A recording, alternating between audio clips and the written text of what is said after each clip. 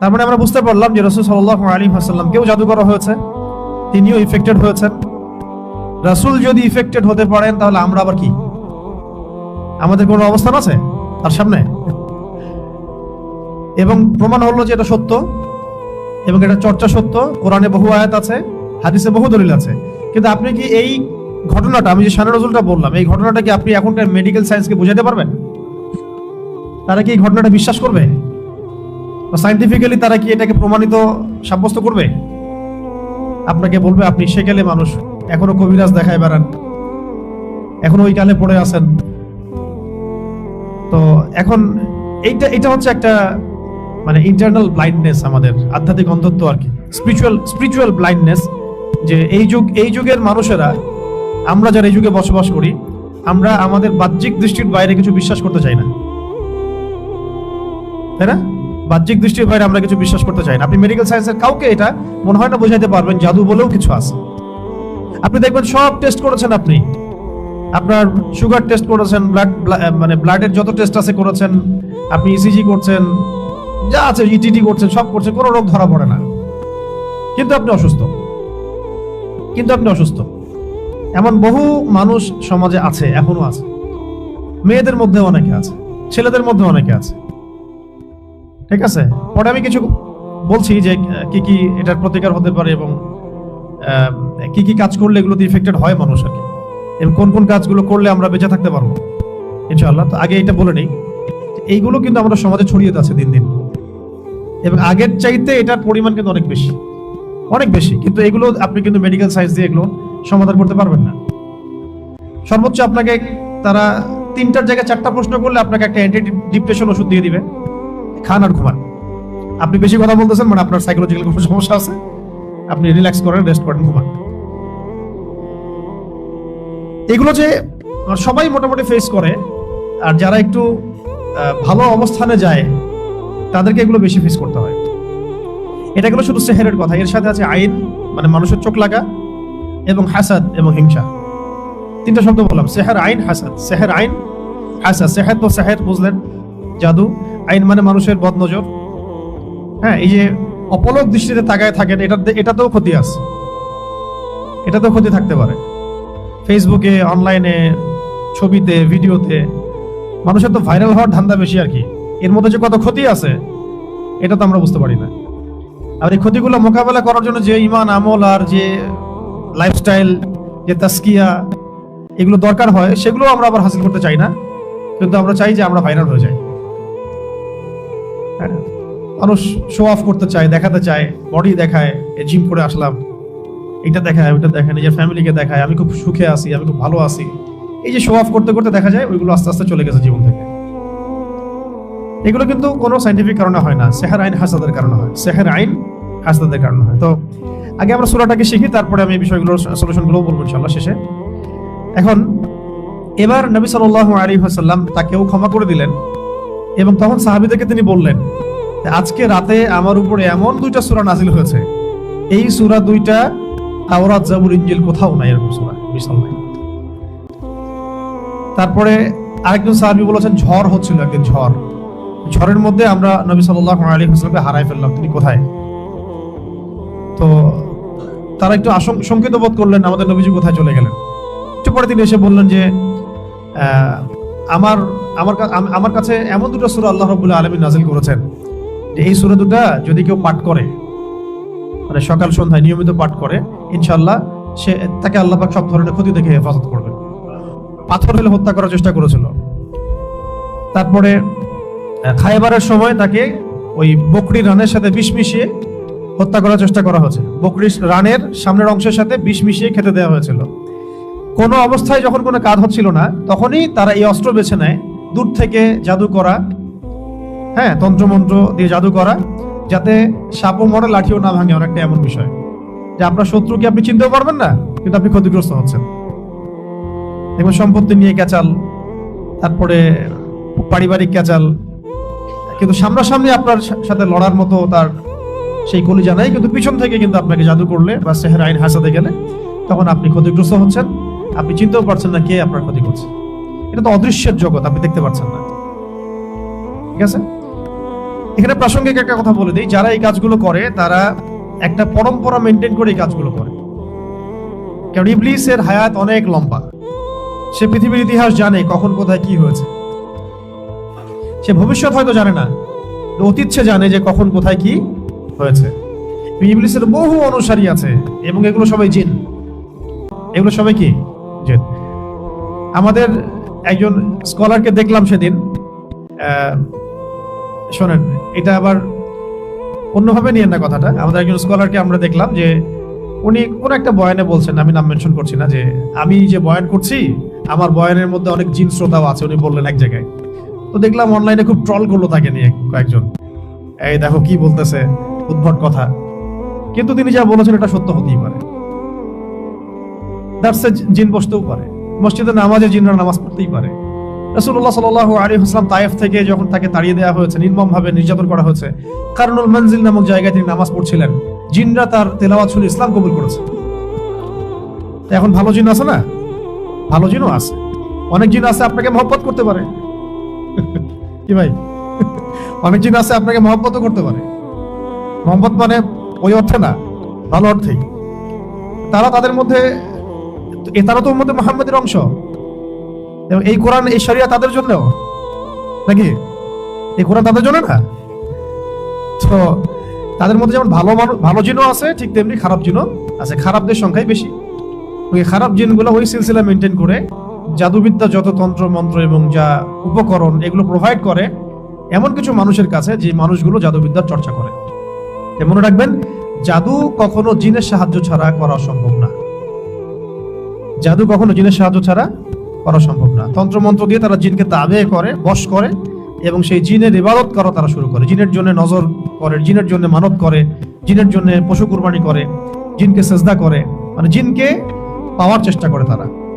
এবং জিনদেরকে আল্লাহ পাক কিছু ক্ষমতা দিয়েছেন, যে ক্ষমতাগুলো একটু এক্সট্রাঅর্ডিনারি আমাদের চাইতে। তো এইগুলোকে কাজে লাগিয়ে বেসিক্যালি এই জাদুগুলো করা হয়। বিচ্ছেদ জাদুর পিছনে একটা জিন থাকতে পারে। কারো দেখা গেল যে মানে সুস্বাস্থ্য নষ্ট করার জাদু করা হতে পারে। হ্যাঁ, কারো দেখা যেতে পারে এরকম যে এমন কোনো জাদু করা হয়েছে যে তার যেন সম্পদ ধ্বংস হয়ে যায়, তার বাচ্চা যেন ক্ষতিগ্রস্ত হয়, তার জানের জন্য কোনো ক্ষতি হয়, এরকমও জাদু করা হতে পারে। এইগুলো প্রত্যেকটা জাদুর ক্ষেত্রেই জিনদের কি থাকে? সক্রিয় ভূমিকা থাকে। শুধুমাত্র কবিরাজ জাদু করতে পারে না। আবার এই জাদু কাটার জন্য যদি আবার কেউ কবিরাজের কাছে যায়, তাহলে সে আবার তাকে এমন একটা প্যাচের মধ্যে ফেলবে যে সে আর এই মানে গোলক ধাঁধা থেকে বের হতে পারবে না। তখন একজনকে দ্বারা আরেকজনকে তারা দমানোর চেষ্টা করে, একজনকে দ্বারা আরেকজন জিনকে থামানোর চেষ্টা করে। কিন্তু এই পুরো ফিতনাটাকে মোকাবেলা করতে পারে শুধুমাত্র কোরআনের আয়াত এবং রাসূল সাল্লাল্লাহু আলাইহি ওয়াসাল্লামের শেখানো আমল এবং রুকিয়া এবং সহিহ মাসনুন তরিকাগুলো। বাকি তরিকাগুলোতে গেলেই সে শিরকে লিপ্ত হয়ে যেতে পারে, বেদাতে লিপ্ত হতে পারে, কুফরিতে লিপ্ত হতে পারে, অথবা হারামে তো লিপ্ত হবে নিশ্চিত, এবং আল্লাহর সাথে শিরক হয়ে যেতে পারে। তাই এটা একটা রোগের মতো। এটা কি একটা রোগের মতো। রোগ হলে যেমন আমরা মেডিসিন নেই, আল্লাহর কাছে দোয়া করি, শেফার চেষ্টা করি, ঠিক এইরকমই কেউ যদি সেহের আইন হাসাদে আক্রান্ত হয়ে যান, আল্লাহ না করুন, আল্লাহ পাক আমাকে আপনাদের সবাইকে হেফাজত করেন, সেক্ষেত্রে এই মাসনুন তরিকাগুলোর মধ্য দিয়ে যেতে হবে। ঠিক আছে ইনশাআল্লাহ। এখন রাসূল সাল্লাল্লাহু আলাইহি ওয়াসাল্লাম তাকে ক্ষমা করলেন। খেয়াল করে দেখেন, ইহুদিরা রাসূল সাল্লাল্লাহু আলাইহি ওয়াসাল্লামকে পর্যন্ত হত্যার চেষ্টা করেছেন। আমি একটা সিরাত পড়ছিলাম, সিরাতে খাতামুল আম্বিয়া, এটা পাতলা। এর সাথে একটা সিরাত আছে আমাদের এখানে, সেটা সিরাত নবী রহমত। নবী রহমত বইটা সৈয়দ আবুল হাসান আলী নদভী রহমতুল্লাহি আলাইহি লেখা। পিছনের দিকে আপনি দেখবেন রাসূল সাল্লাল্লাহু আলাইহি ওয়াসাল্লামের ইন্তেকালের সময় তিনি বলছিলেন যে আমার মনে হচ্ছে যে আমার এই যে মানে শরীরের যে আমরা বলি না ভেইন বা রগ, এগুলো মনে হচ্ছে ছিন্ন ভিন্ন হয়ে যাচ্ছে। মানে মনে হচ্ছে আমাকে এমন বিষ প্রয়োগ করা হয়েছে আর কি, যে আমার রগগুলো ছিন্ন ভিন্ন হয়ে যাচ্ছে। এটা হচ্ছে ওই খায়বার যুদ্ধে নবী সাল্লাল্লাহু আলাইহি ওয়াসাল্লাম যখন জিতলেন, মানে জয়লাভ করলেন, তখন ওই ইহুদি মহিলা গোশতের মধ্যে বিষ মিশিয়ে দিয়েছিলেন নবীজিকে খেতে। একজন সাহাবী এটা কামড় দিয়ে গিলে ফেলেছিলেন, তিনি সেখানে ইন্তেকাল করেছেন, শহীদ হয়েছেন। নবী সাল্লাল্লাহু আলাইহি ওয়াসাল্লাম তিনি গিলে ফেলেননি, শুধু একটু একটা কামড় দিয়েছেন, তারপর ফেলে দিয়েছেন মুখ দিয়ে। যখন তিনি জানতে পেরেছেন এখানে বিষ মেশানো আছে, তার কাছে ওহী আসছিল। তো ওই যে বিষের একটা কামড়ের বিষের যে প্রভাব, এটা শেষে এটা রাইজ করেছিল আর কি। এটাও আপনি কিছু সিরাতের কিতাবে পাবেন যে নবী সাল্লাল্লাহু আলাইহি ওয়াসাল্লামকে বিষ প্রয়োগ করা হয়েছে, আর এরপরে তাকে এভাবে সেহের করা হয়েছে, জাদু করা হয়েছে। তাহলে এখানে একটা প্রশ্ন, একজন মানুষকে এত কষ্ট সহ্য করতে হচ্ছে কেন? মহামানবকে, একজন মহামানবকে যিনি আল্লাহ পাকের হাবিব, তাকে এত কষ্ট কেন সহ্য করতে হচ্ছে? কাদের জন্য? কাদের জন্য তার এত কষ্ট? এইটা যদি আমরা উপলব্ধি করতে পারতাম, তাহলে এই সাতেমদের এগেইনস্টে যে আমরা আইনের কথা বলছি, বিদ্রোহ মানে মিছিল মিটিং স্লোগানের কথা বলছি না, এগুলোর প্রয়োজন হতো না। রাষ্ট্র নিজে এগুলো খুঁজে খুঁজে বের করে জবাই করে রেখে দিত। যদি তারা বুঝতো যে নবী সাল্লাল্লাহু আলাইহি ওয়াসাল্লাম কে, তিনি কি করেছেন আমাদের জন্য, তার অবদান কি এই মানবতার মুক্তির দূত হিসেবে। এতটা নিমক হারাম মনে হয় উম্মা খুব কমই আছে আসলে বিশ্বের মধ্যে, আমরা যেটা করতেছি আর কি। আল্লাহ পাক মাফ করেন আমাদেরকে। কেন এত কষ্ট তাকে করতে হলো আমাদের জন্য? তিনি তো মাকামে মাহমুদে যাবেন, জান্নাতুল ফিরদাউসুল আলায় যাবেন। তিনি আল্লাহর হাবিব, তার আগেও কোনো গুনাহ নাই, পরেও কোনো গুনাহ নাই। কিয়ামতের মাঠে কোনো নবী সুপারিশ করতে পারবেন না, তিনি সুপারিশ করবেন। কিয়ামতের মাঠে কোনো নবী সুপারিশ করতে পারবেন না। কিসের সুপারিশ জানেন? 50,000 বছর মানুষ দাঁড়ায় থাকবে, বিচার শুরু হচ্ছে না। আল্লাহ পাক এত নারাজ সেদিন, বিচারটা শুরু করার কথা কেউ বলতেই পারবেন আল্লাহকে। আল্লাহ বিচারটা অন্তত শুরু করেন, দাঁড়ায় থাকতে থাকতে আমাদের অবস্থা খারাপ। প্রত্যেক মানুষেরই অবস্থা হয়ে যাবে, মানে ইল্লা মাশাআল্লাহ। তখন প্রত্যেক নবী রিফিউজ করবেন, আমি পারবো না। আদম আলাইহিস সালাম বলবেন না, আমি না। নূহের কাছে যাও। নূহ আলাইহিস সালাম বলবেন না, আমি না। ইব্রাহিম আলাইহিস সালামের কাছে যাও। এভাবে একে একে করতে করতে রাসূল সাল্লাল্লাহু আলাইহি ওয়াসাল্লাম পর্যন্ত আসবেন, যখন তিনি বলবেন যে আমি সুপারিশ করব, আজকের এই সুপারিশ আমার জন্য। তাও মানুষ দেখবে যে রাসূল সাল্লাল্লাহু আলাইহি ওয়াসাল্লামকে সুপারিশ করানোর জন্য বোরাক নিয়ে আসা হচ্ছে উপর থেকে, আসমান থেকে। জিবরাইল আলাইহিস সালাম আসছেন, তিনি সেখানে উঠছেন, উপরে নিয়ে যাওয়া হবে। মানুষ দেখতে পারবে একটা বিশাল অট্টালিকার সামনে, আসমান এবং জমিনের মাঝখানে। এইটা হচ্ছে মাকামে মাহমুদ। এখানে গিয়ে রাসূল সাল্লাল্লাহু আলাইহি ওয়াসাল্লাম সিজদায় পড়ে যাবেন। কত বছর সিজদায় চলে যাবে আল্লাহ ভালো জানেন। এবং তিনি তখন এমন কিছু তাসবিহ পড়বেন, এমন কিছু প্রশংসা করবেন, যেটা আজ পর্যন্ত কেউ আল্লাহ পাকের শানে করে নাই। আল্লাহ পাক তাকে সেটা শিখাই দিবেন, তখন ইনস্ট্যান্ট শিখাই দিবেন। তারপরে তিনি বলবেন, ওঠো আমার হাবিব, তুমি চাও কি চাবা চাও, তোমার দোয়া কবুল করা হবে, তোমার সুপারিশ কবুল করা হবে। তিনি তখন বলবেন, আল্লাহ বিচারটা অন্তত আগে শুরু কর, বিচারটা অন্তত শুরু করেন। তো আমরা আসলে সত্যি কথা বলতে আমরা চিনতেই পারি নাই যে আমরা কারণ না। আফসোসের শেষ নাই, মানে বলতে থাকলে প্রসঙ্গ অন্যদিকে চলে যাচ্ছে। তো আফসোসের শেষ নাই। আপনি খেয়াল করে দেখবেন যে পিছনে লা ইলাহা ইল্লাল্লাহ মুহাম্মাদুর রাসূলুল্লাহ কালিমা লিখে মানুষ কালিমার সাথে কুফরি করতেছে। মন্ত্রণালয় খুলে বসে আছে পিছনে লা ইলাহা ইল্লাল্লাহ মুহাম্মাদুর রাসূলুল্লাহ, না লা ইলাহা ইল্লাল্লাহ সে মানে, না মুহাম্মাদুর রাসূলুল্লাহ মানে। কিন্তু লিখার কি দরকার আছে? তাহলে ওটা খুলেই ফেলে দেখ, তাহলে স্পষ্ট হবে যে তারা কাফের। এদিকে লেভেলও লাগাবে যে আমি মুসলিম, আর কাজও করবে কাফেরের মতো, যাতে ওলামায়ে কেরামদেরকে একটা দ্বিধার মধ্যে রাখা, যে আসলে তারা মুসলিম না কাফের। ফতোয়া তো দিতে হবে একটা। তখন কাফের হলে তো এক ফতোয়া আসবে, মুসলিম হলেও এক ফতোয়া আসবে, তাই না? পিছনে লা ইলাহা ইল্লাল্লাহ, কোনো ইলাহ নাই আল্লাহ ছাড়া, মানে কোনো বিধানদাতা নাই আল্লাহ ছাড়া, কিন্তু আমরা আছি জমিনে, তাই না? বিষয়টা তো তাই।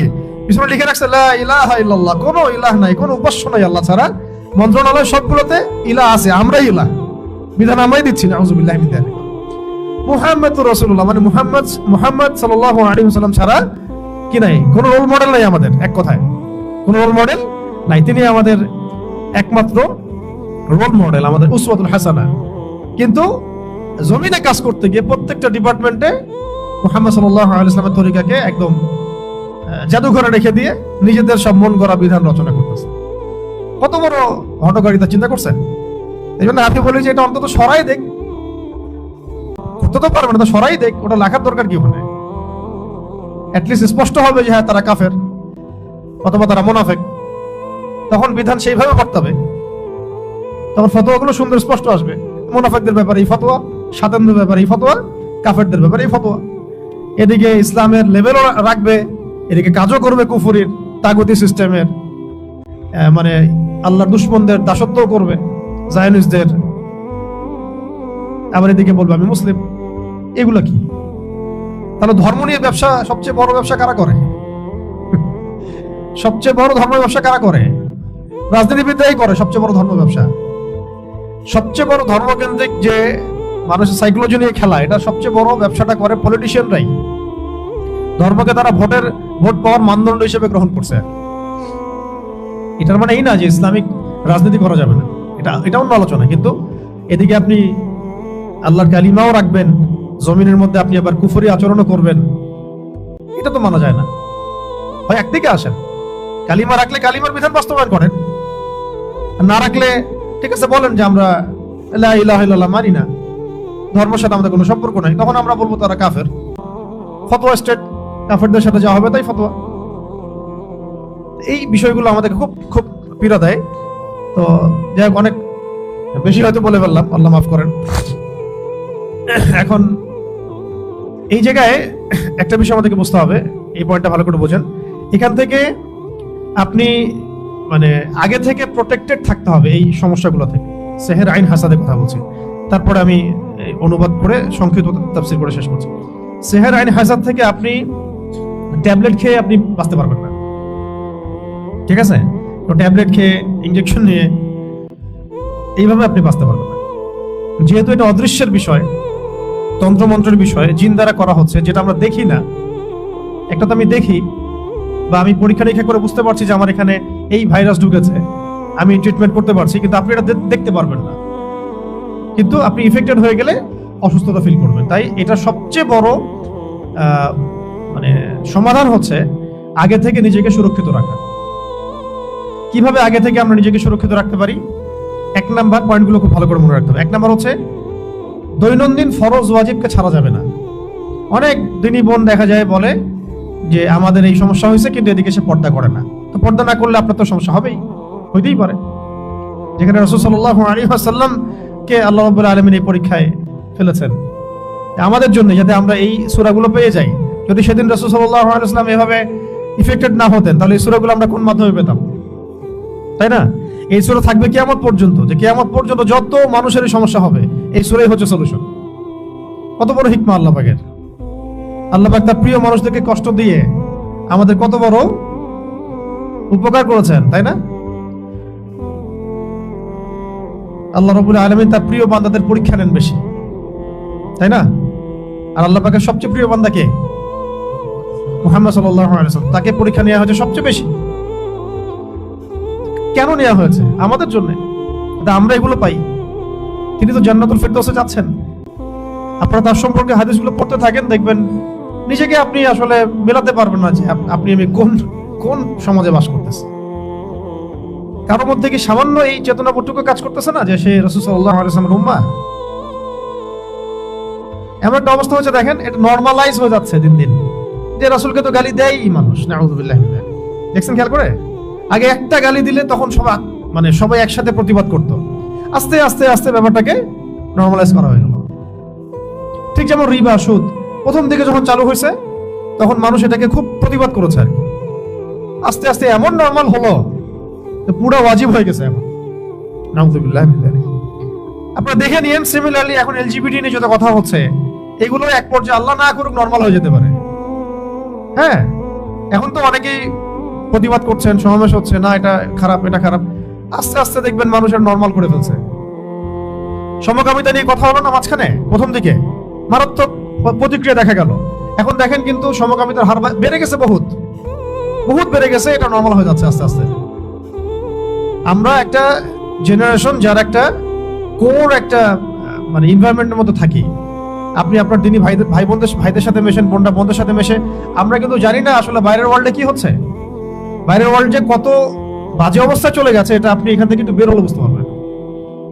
ওই ওয়ার্ল্ডগুলোর কিছু মানুষের সাথে মিশলে বুঝতে পারবেন কোন জায়গায় চলে গেছে দুনিয়া। এখন আরো আছে ব্যাপার, এই যে এখন একটা ইস্যু আসছে, ওই পশ্চিমাদের মানবাধিকার, সো কল্ড, ওদের বানানো শব্দ, সো কল্ড মানবাধিকার অফিস। এখন প্রতিবাদ হচ্ছে, কিছু কথা হচ্ছে, দেখবেন যদি প্রতিষ্ঠা হয়ে যায় নরমাল হয়ে যাবে আস্তে আস্তে। এরকম মানবাধিকার ওদের ফিলিস্তিনে নাই। মানবাধিকার কমিশন সে ফিলিস্তিনে খুলতে পারে না, গাজায় খুলতে পারে না, হ্যাঁ, ইয়েমেনে খুলতে পারে না। তো কি আর বলবো, আসলে কিছু কিছু বিষয় আসে যেগুলো সামনে আসলে একটা কথা বলতে বাধ্য হই। তো বলে দিই আমি, এটা এটা যে মানে হকাদার জন্য বলে দিলাম আর কি। যতদিন পর্যন্ত শোনেন, যতদিন পর্যন্ত এই পৃথিবীতে দাজ্জাল, মাসিহুদ দাজ্জাল এবং তার অনুসারীদেরকে চিরতরে উৎপাদিত করা যাবে না, ঠিক আছে, চিরতরে এদের শেকড়টাকে কেটে শেষ করে দেওয়া যাবে না, ততদিন পর্যন্ত আপনি বিশ্বে মানবতা প্রতিষ্ঠা করতে পারবেন না। এর চেয়ে বড় কোনো কথা আমি আসলে আর আমার ভিতর থেকে আসতেছে না। যতদিন পর্যন্ত আপনি এদের এদের পুরো শিকড় সহ উপরে না ফেলতে পারবেন, ততদিন পর্যন্ত আপনি এই বিশ্বে মানবতা প্রতিষ্ঠা করতে পারবেন। ঠিক এই কারণে ঈসা আলাইহিস সালাম আসবেন দাজ্জালকে হত্যা করার জন্য। সে দাজ্জালের সাথে চুক্তি করার জন্য আসবেন না। ঈসা আলাইহিস সালাম দাজ্জালের সাথে চুক্তি করার জন্য আসবেন না। ইমামুল মাহদী ওই সময়কার এই জায়নিস্টদের সাথে, আল্লাহর দুশমনদের সাথে চুক্তি করার জন্য আসবেন না, যুদ্ধ করার জন্য আসবেন। এবং মানবতা যুদ্ধ ছাড়া প্রতিষ্ঠা হয় না। যখন তারা মিসাইল দিয়ে জবাব দিচ্ছে, তখন কি আপনি সেখানে তাবলীগ করবেন? তখন তো মিসাইল দিয়ে অ্যানসার দেওয়া লাগবে। এই গাজা যে শরণার্থী শিবিরগুলোতে বোমগুলো মারা হচ্ছে একটা একটা করে, এখানে কি আপনি তাদের সাথে চুক্তিবদ্ধ হবেন, নেগোশিয়েট করবেন, টেবিলে ডিল করবেন? ওই ময়দানের ডিলিংস ময়দানেই করতে হয়। ওরা তো মানে সফট কোনো ভাষায় কথা বলছে না, ওরা তো অস্ট্রের ভাষায় কথা বলছে, ঠিক না ভাই? ঠিক, তারা তো অস্ট্রের ভাষায় কথা বলছে। এই কারণে হাদিসটা আমাদের কাছে আসা জায়গায় যে শেষ জামানায় যখন ইমাম মাহদী ঈসা আলাইহিস সালাম তাদের যুগটা আসবে, এক একটা ইহুদ যারা এই আপনার মুসলিমদের এগেইনস্টে যুদ্ধ করবে, তারা যদি গাছের আড়ালে লুকায়, পাথরের পিছনে লুকায়, গাছ পাথর পর্যন্ত কথা বলা শুরু করবে যে আমার পিছনে একজন ইহুদি আছে, আসো তাকে হত্যা করে দেব। মানে তাদেরকে রেখে দিয়ে আপনি ইবলিসি শক্তিকে দুনিয়াতে জীবিত রেখে আপনি শান্তি কায়েম করতে পারবেন না। এটা হলো পুরো মানবতা প্রতিষ্ঠার ইসলামিক তরিকা বললাম আর কি। এবং এই তরিকাতেই সাহাবায়ে কেরাম হেঁটেছিলেন।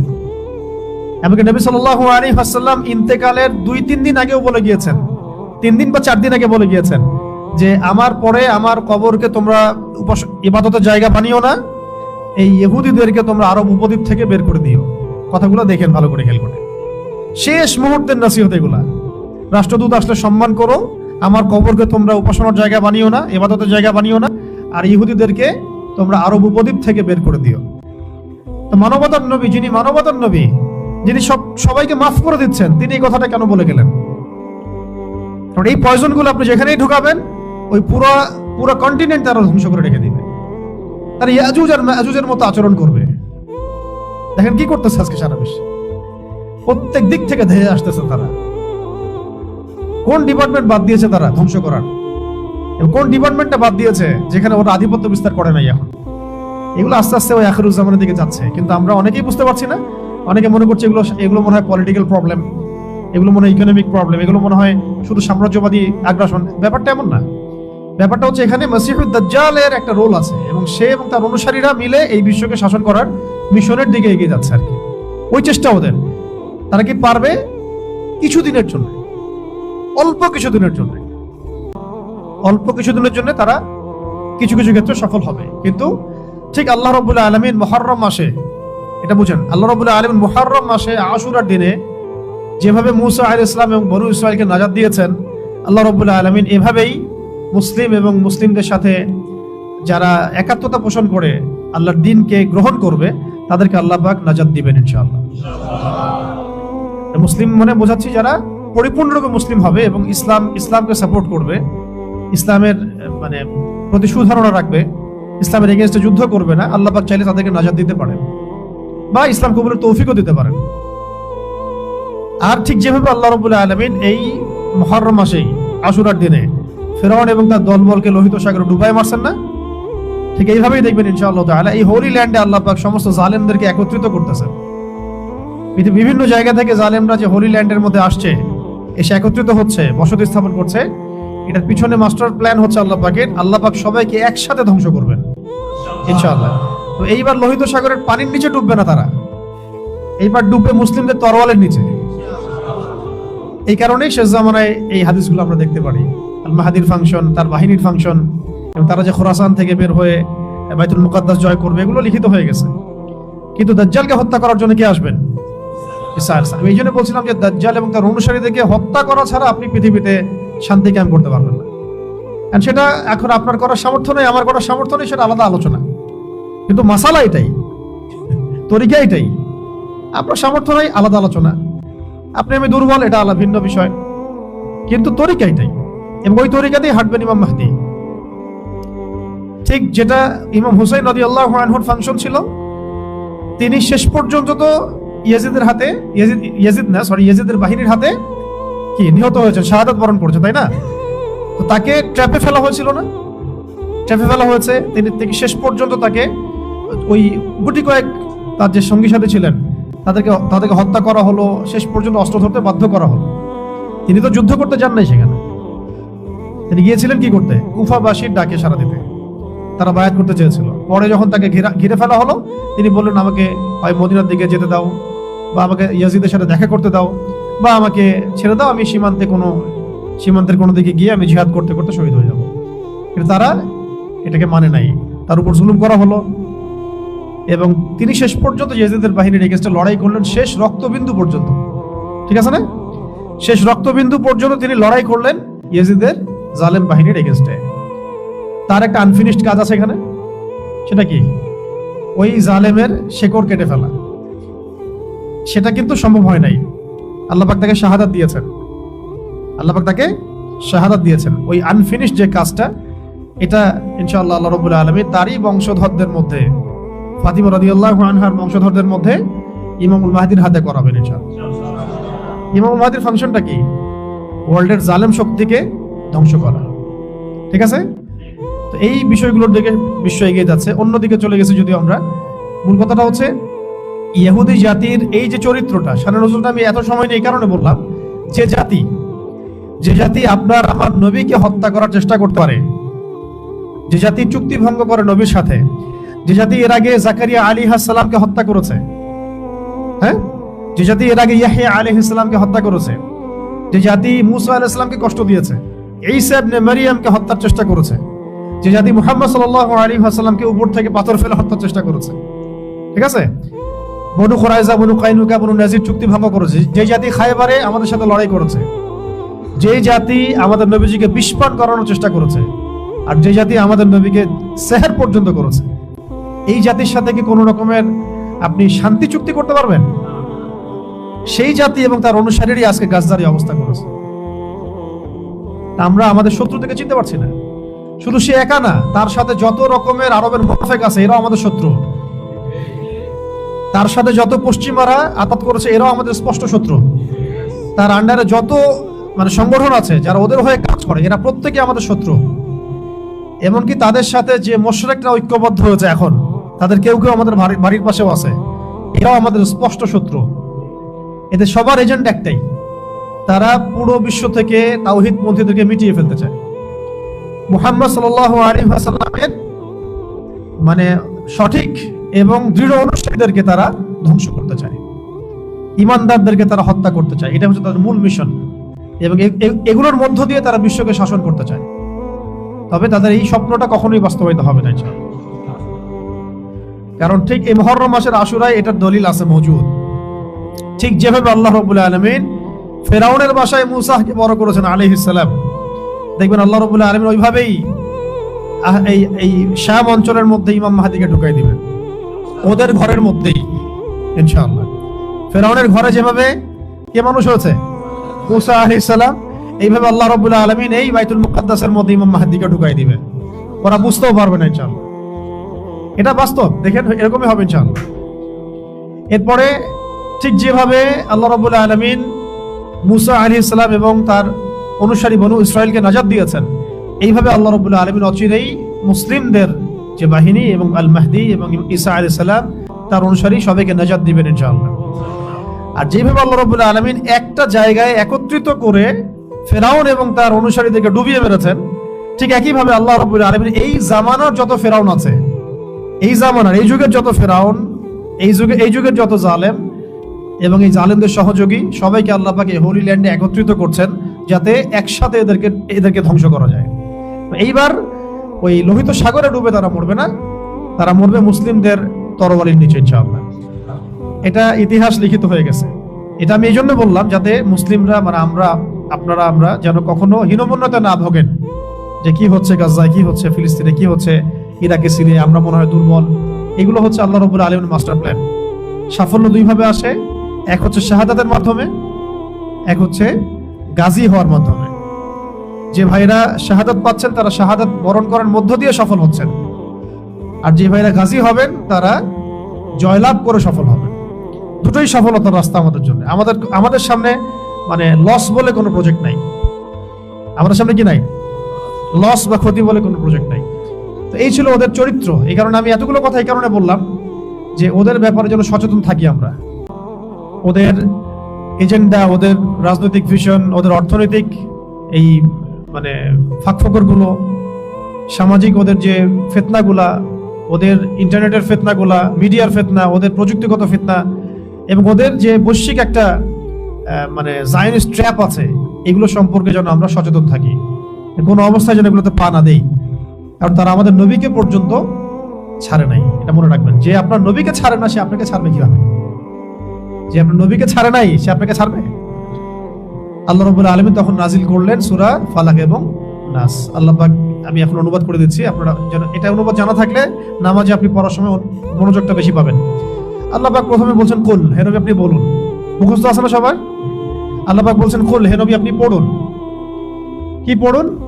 আপনি পড়ুন আউযু বিরাব্বিল ফালাক, আউযু বিরাব্বিল ফালাক। আউযু মানে আমি আশ্রয় প্রার্থনা করছি, কুল মানে বলুন, আউযু মানে আমি আশ্রয় প্রার্থনা করছি, বিরব্বি মানে রবের নিকটে, বিরব্বি মানে রবের নিকটে, আল ফালাক মানে হচ্ছে সকাল, আল ফালাক মানে সকাল। একটা আগে ওয়ার্ড বাই ওয়ার্ড শিখেন। কুল মানে বলুন, কুল মানে আউযু মানে আমি আশ্রয় প্রার্থনা করছি, এক বচন। আউযু মানে আমি আশ্রয় প্রার্থনা করছি, আর নাউযু মানে আমরা আশ্রয় প্রার্থনা করছি, বিরব্বি রবের নিকটে, আল ফালাক মানে সকাল।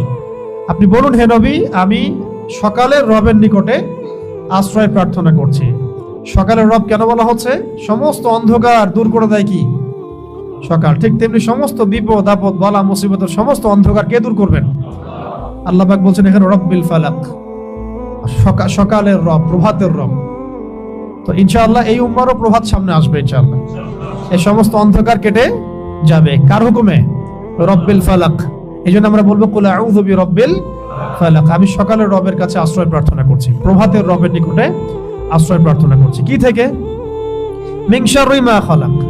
মিন মানে হতে বা থেকে, শার মানে হলো ক্ষতি, শার মানে ক্ষতি, মা মানে যা কিছু, মা মানে যত কিছু, আর খালাকা মানে তিনি সৃষ্টি করেছেন, খালাকা মানে তিনি সৃষ্টি করেছেন। তাহলে তিনি যত কিছু সৃষ্টি করেছেন সমস্ত সৃষ্টির ক্ষতি থেকে আমি আল্লাহর কাছে আশ্রয় প্রার্থনা করছি। মানে আল্লাহ মানে সকালের রবের কাছে আশ্রয় প্রার্থনা করছি। এই একটা সেন্টেন্সের মধ্যে সব পড়ে গেছে, আপনার সেহের, আপনার আইন, আপনার হাসাদ, হ্যাঁ, যত রকমের রোগ ব্যাধি, বিপদ আপদ বালা মুসিবত সব পড়ে গেছে।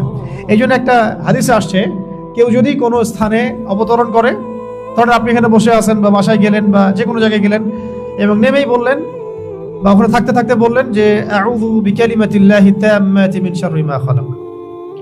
আউযু মানে আমি আশ্রয় প্রার্থনা করছি, বিকালিমাতিল্লাহি তাম্মাতি মানে আল্লাহ পাকের সমস্ত পরিপূর্ণ কালিমাগুলোর মাধ্যমে। আল্লাহ পাকের যত পরিপূর্ণ কালিমাগুলো আছে, বাক্যগুলো আছে, এগুলোর সংখ্যা কত হবে আমরা তো জানি না, ইনফিনিটিভ। কত কালিমা আল্লাহ পাকের আছে, আছে না? আমরা তো জানিও না, জানি অল্প কিছু।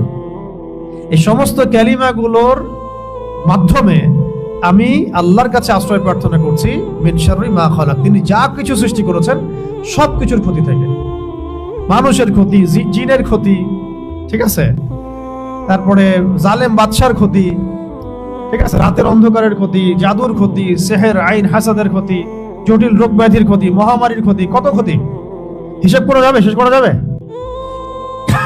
যত রকম ক্ষতি আছে সমস্ত ক্ষতি থেকে আমি আল্লাহর কাছে আশ্রয় প্রার্থনা করছি। এটা যদি কেউ পড়ে, কোনো জায়গায় পড়ে, রাসূল সাল্লাল্লাহু আলাইহি ওয়াসাল্লাম বলছেন ওখান থেকে যাওয়ার আগ পর্যন্ত কোনো কিছু তাকে কোনো ক্ষতি করতে পারবে না ইনশাআল্লাহ। আকস্মিক তার কোনো বিপদ আপদ হবে না ইনশাআল্লাহ। ঠিক আছে, এই দোয়াটা মুখস্থ করবেন, আউযু বিকালিমাতিল্লাহি তাম্মাতি মিন শাররি মা খালাক, আউযু বিকালিমাতিল্লাহি তাম্মাতি মিন শাররি মা খালাক। অনেক স্ট্রং একটা দোয়া, সকালে 3 বার পড়তে পারেন, সন্ধ্যায় 3 বার পড়তে পারেন, এছাড়াও যখন ইচ্ছা তখন পড়তে পারেন। অনেকে বাচ্চাদের ব্যাপারে আমাদের কাছে বলেন, দোয়া করেন হুজুর, ঝাড়ফুঁক দেন, ঠিক আছে, আপনি নিজেই করবেন। আউযু বিকালিমাতিল্লাহি তাম্মাতি না বলে বলবেন উঈযুকা।